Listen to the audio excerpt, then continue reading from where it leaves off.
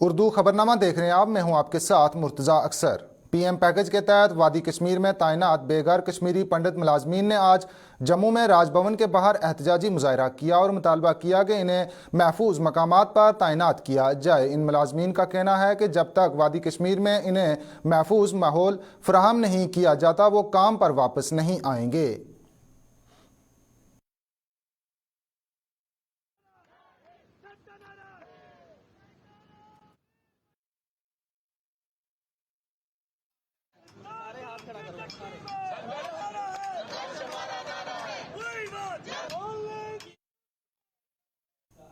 आज मुसलसल 258 दिन मुकम्मल होने पर अपना एहतजाज जारी रखते हुए वादी कश्मीर में तैनात रिजर्व कैटेगरी से तल्लक रखने वाले मुलाजमीन ने इंतजामिया के खिलाफ एहतजाज किया। ट्रांसफ़र पॉलिसी जारी न करने के खिलाफ एहतजाज करते हुए इन लोगों ने इंतजामिया पर अपने वादों के खिलाफ जाने का इल्ज़ाम लगाया।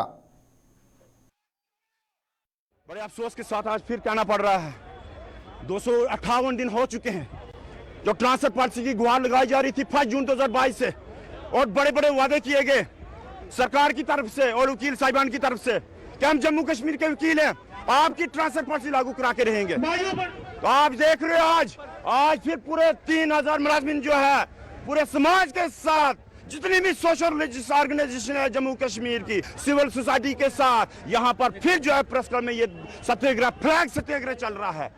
जिसके लिए कि हमारे साथ जो वादा किया था कि time bound transfer policy, time bound period में ट्रांसफर पॉलिसी को लागू किया जाएगा, कहां है transfer policy?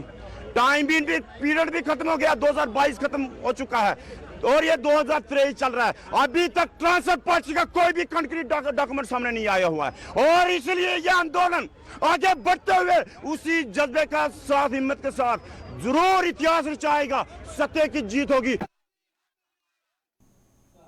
Village defence guards को विलेज डिफेंस कमेटियों के एसपीओज का अजाजिया देने का मामला जोर पकड़ता जा रहा है। ये एसपीओज अब सड़कों पर आ गए हैं, जिन्होंने आज जम्मू में एहतजाज किया और इंतजामिया पर लापरवाही का इल्ज़ाम लगाया। इन एसपीओज को पंच सरपंचों की हमायत भी हासिल है, जिन्होंने इंतजामिया और कवानीन को नज़रअंदाज करते हुए जल्द ही इन लोगों का एजाजिया जारी करने का मुतालबा किया।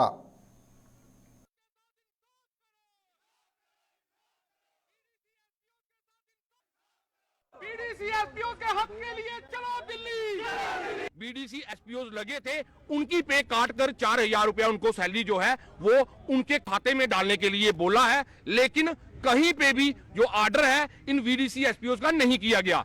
इस पूरे मैटर को हमारे जो सुनील शर्मा किश्तवाड़ के एमएलए हैं वो टेकअप कर रहे थे। उसके बाद उन्होंने जब दिल्ली से ऑर्डर आया था, यहाँ पे लड्डू बांटे, फूल की मालाएं पहनाई गई उनको, लेकिन आज तक उसका ऑर्डर का कोई पता नहीं चला। किसी भी ऑर्डर में ये प्रावधान नहीं है कि जो हमारे बीडीसी के एसपीओज हैं उनका अनेरियम जो उनको मिल रहा है वो कहीं पे शेयर करना है। चाहे तो आप ये प्रिंसिपल सेक्रेटरी होम डिपार्टमेंट का जो ऑर्डर है आप इसको देख सकते हैं। इसके अलावा 2 आरटीआई जो फाइल की गई थी उनके ऊपर भी ये क्लियर लिखा हुआ है कि इनकी सैलरी जो है कहीं पे भी शेयर नहीं की जाएगी।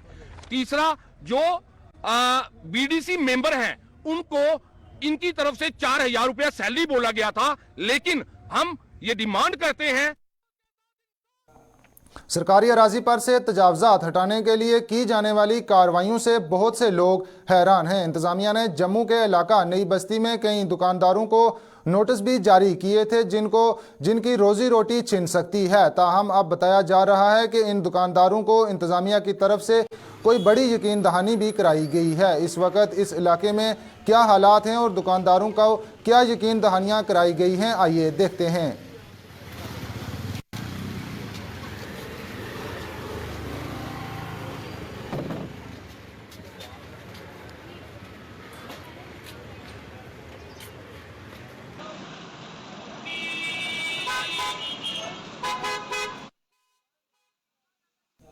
गैर कानूनी पार्किंग की वजह से डोडा में घंटाघर चौक से लेकर भारत रोड तक के इलाके को पार्किंग जोन करार दिया गया है। एसएसपी डोडा की हदायत पर महकमा पुलिस हरकत में आ गई है और सड़कों के किनारे खड़ी गाड़ियों को हटाने की मुहिम शुरू कर दी गई है। डोडा में गैर कानूनी पार्किंग और ट्रैफिक जाम की वजह से अक्सर मरीजों को जीएमसी अस्पताल पहुंचने के लिए कई पापड़ बेलने पड़ते थे। स्कूल कॉलेज के बच्चों को भी इसका खमियाजा भुगतना पड़ता था।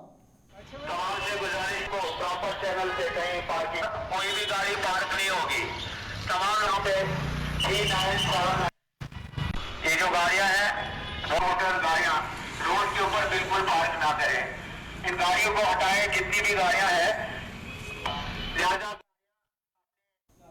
रामबन के करोल इलाके से कैमेट तक तामीरशुदा सड़क की मरम्मत का काम आम लोगों के लिए दर्दसर बन गया है। करोल से बाला तक इस सड़क की मरम्मत का काम पर सवालिया निशान लगाते हुए लोगों ने इंतजामिया से इसके ठेकेदार के खिलाफ कार्रवाई का मुतालबा किया है। आलम यह है कि इस रास्ते से एम्बुलेंस का गुजरना भी मुश्किल होता जा रहा है और रात के मरीज को अस्पताल ले जाने वाली एम्बुलेंस के रास्ते में फंस जाती है और फिर एम्बुलेंस के ड्राइवर को खुद ही वहां से पत्थर हटाने पड़ते हैं।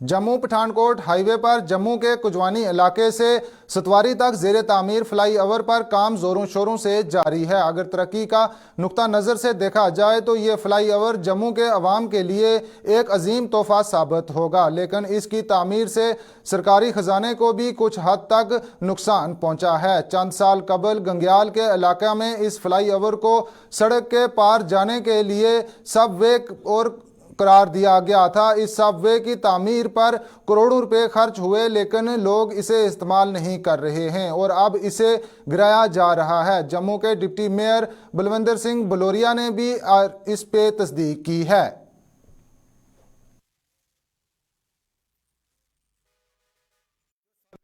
जानकारी के लिए अभी आप जाओगे तो वहाँ फ्लाईओवर का काम लगा है, वो साबिर गंग्याल वाला भी वहाँ डैमेज हो गया, तोड़ दिया गया है, अब वो यूज का नहीं रहा। तो वहाँ तक जब काम शुरू होगा तो वहाँ भी पता चलेगा कि वहाँ उस शब्द का क्या है। मुझे लगता है वो फंक्शनल नहीं रहेंगे।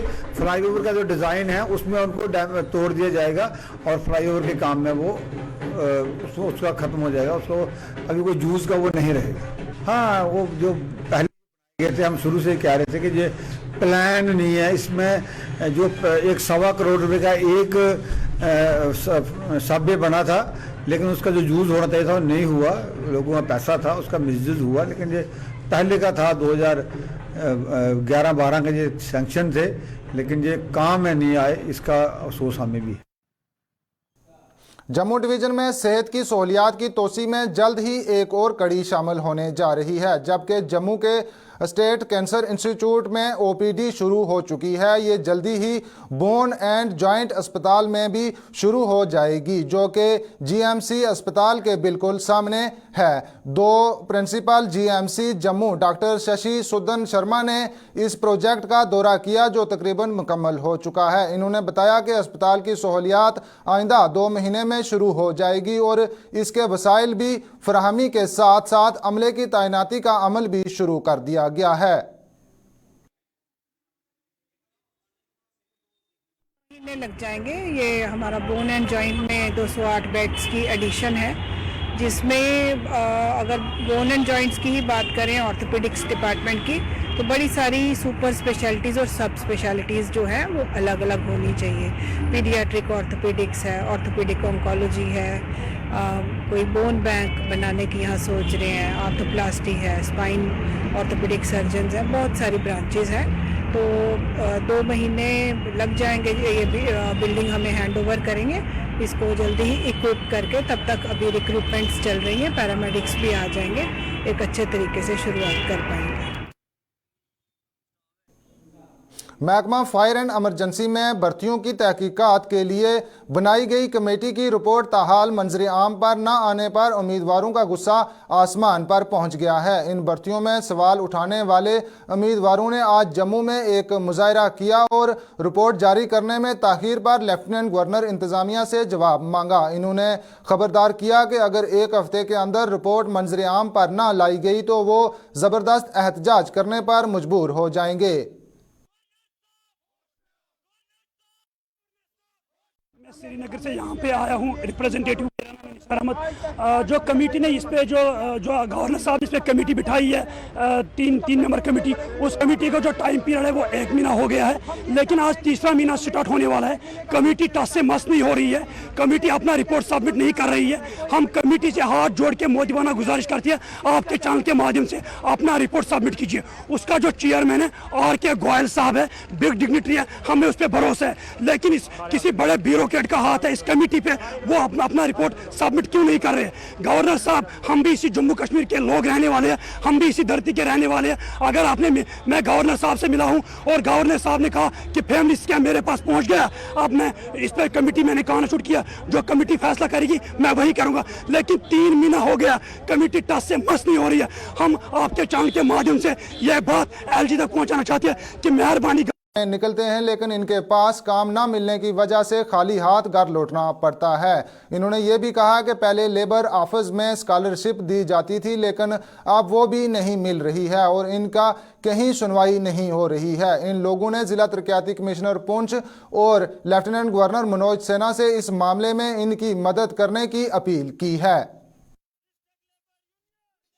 मजदूर दिन भर काम की तलाश में बैठे रहते हैं और शाम को वापस घर चले जाते हैं। और हमने कई मजदूरों से कंफर्म किया क्या आपको स्कॉलरशिप लेबर दफ्तर से मिला, तो मजदूरों ने इनकार किया कि हमारी जो है वो स्कॉलरशिप नहीं मिला।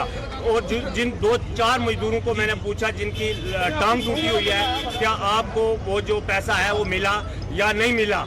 तो हम दफ्तर में गए तो दफ्तर वालों ने ये कहा कि हमने फाइलें ऊपर भेजी हैं CO साहब के पास, न जाने ऊपर कौन है, वहां से पैसा क्यों नहीं भेज रहे हैं। हमारे कई मजदूरों की टांगें टूटी हुई हैं, कई की बाजू टूटे हुए हैं। जो गवर्नमेंट ने हमारे लिए भेजा है वो हमारे मजदूरों को मिलना चाहिए, नंबर 1। नंबर 2, हमारे ये डिस्ट्रिक्ट पुंछ जो है ये बॉर्डर के बिल्कुल करीब है, यहाँ कोई कारोबार नहीं है, कोई कुछ नहीं है। ये इतने मजदूर हमारे आकर पूरा दिन यहाँ बेले बैठे रहते हैं और शाम को वापस घर खाली लौट जाते हैं। तो मैं गवर्नमेंट से गुजारिश करूंगा कि इस गरीब पब्लिक की तरफ देखकर इनके लिए कोई बेहतर फैसला किया जाए ताकि ये कारोबार कर सके और अपने बाल बच्चे को रोजी दे सके। उसके बाद हमारे मजदूर जो है वो कार्ड रिन्यू करवाते हैं, उनके कार्ड रिन्यू नहीं होते क्योंकि ये PWD के ऑफिस में जाते हैं, वहाँ AA साहब के पास वो इनको मोहर नहीं लगा कर देते हैं। मैं उनसे गुजारिश करूंगा कि हमारे मजदूरों की प्रॉब्लम को सॉल्व किया जाए। हमारी लेबर का ये हाल है कि आज एक आदमी खर्चा 1000 रुपये से कम खर्चा नहीं है, क्योंकि इसके जो यहाँ लेबर काम करने आते हैं उसके 3-4 बच्चे तो हैं ही, यानी बच्चे हैं, बीवी हैं, माँ बाप हैं, उनको कैसे ये सुबह आप देखो यहाँ 10 बजे का टाइम है, ये लेबर यहाँ तक खाली खड़ी, कोई काम नहीं इनके पास, कोई रोजगार नहीं है। मैं गवर्नमेंट से ये रिक्वेस्ट करता हूँ कि इनका तो एक सबसे पहली बात तो ये है कि जो ये हमारे लेबर दफ्तर लेबर ऑफिस में जो इनको मिलता है, सर स्कॉलरशिप मिलती थी और इनके जो ये बेचारे इंजर्ड होते थे इनका वो पैसा आता है, वो कहाँ जाता है। आज तक मैंने नहीं सुना किसी इंजर्ड को पैसा मिला, किसी को नहीं मिला। जो लेबर यहाँ प्रेजेंट होती है काम करने वाली, इनके कार्ड नहीं बने हुए हैं, राशन कार्ड बनाने चाहे वहाँ APL कर देते हैं इनको, क्योंकि इनके पास ये पढ़े लिखे तो है नहीं, वहाँ लिख देते हैं, इनसे साइन करवा लेते हैं APL BPL है आपको APL कार्ड। आप इनसे पूछ के देखो 10 यहाँ 100 में से 30 आदमी 70 आदमी ऐसा जिनका APL कार्ड है सबको, और BPL उन लोगों का जिनके पास 100 करोड़ जमीन है, 200 करोड़ जमीन है। खैर हमें किसी से कोई एतराज नहीं, हमें कोई लेना देना किससे नहीं, हम चाहते हैं हमारी लेबर का काम हो। सबसे बड़ी बात यह है कि हमें इस बात की खुशी है कि जो हमें ये खुशी हुई थी कि यार चलो अब हमारे काम जो ड्यूटी बनी थी यहाँ पे, पहले जो भी आते थे वैसे ही करते थे, अब ड्यूटी बनी है, ये गरीब आदमी को सुनने के लिए कोई सुनवाई नहीं थी। आज 6-7 महीने से मैं डेली हम यहाँ आप खुद करें, सर्च करेंगे कि यहाँ पुंछ में क्या हो रहा है। लेबर दफ्तर में जाएंगे, वहाँ कहते हैं जी अब इस कार्य, अच्छा मैं एडीएमसी साहब से रिक्वेस्ट करता हूँ, अगर आपके पास कोई लेबर आती है, लेबर है उसको आप साइन करके दें, उसको जो आपको गवर्नमेंट ने दिया है कि उसके साइन के बिना आपके यहाँ कार्ड नहीं बन सकता। इसके साथ ही उर्दू खबरनामा इख्तिताम पजीर हुआ। कल फिर होगी मुलाकात, दीजिए इजाजत।